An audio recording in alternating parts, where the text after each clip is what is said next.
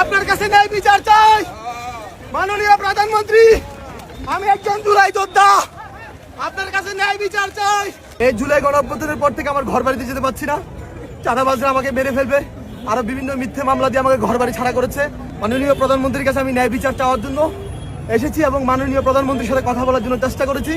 ওনার protocol যেহেতু ছিল, protocol সাথে কথা বলে আমি প্রধানমন্ত্রীর সাথে কথা বলতে পারি নাই। আমার আন্দোলনের প্রত্যেকটা ব্যানার দেখেন। আমার খাগড়াছড়ি জেলাতে আমি নিজ অর্থায়নে আন্দোলন চলমান রাখি। জুলাই গণঅভ্যুত্থানের পর আপনারা জানেন আমাদের খাগড়াছড়ি জেলাতে প্রায় 3 থেকে 350 ঘর বাড়ি অগ্নিসংযোগ হয়, প্রায় 17 থেকে 18টা হত্যাকাণ্ড হয়, এরপরে 40 থেকে 45টা ধর্ষণ হয়।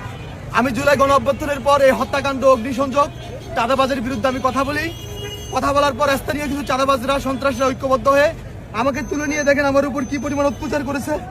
ওই যে মৃত্যুর শয্যায় করে আমার ফেলে দিয়েছে, আমার 2টা পা ভেঙে দিয়েছে, দেখেন এগুলো সব ভাঙা, এগুলো সব ক্ষত বিক্ষত।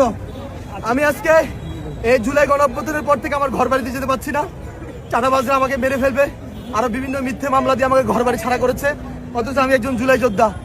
আজকে জাতীয় ঈদগাহ মাঠে মাননীয় প্রধানমন্ত্রীর কাছে আমি ন্যায় বিচার চাওয়ার জন্য এসেছি এবং মাননীয় প্রধানমন্ত্রীর সাথে কথা বলার জন্য চেষ্টা করেছি। ওনার প্রটোকল যেহেতু ছিল, প্রটোকল সাথে কথা বলে আমি প্রধানমন্ত্রীর সাথে কথা বলতে পারি নাই। আমি এখন যমুনায় যাব, যমুনায় গিয়ে ওনার কাছে ন্যায় বিচার চাইবো আমার উপর যে জুলুম হয়েছে।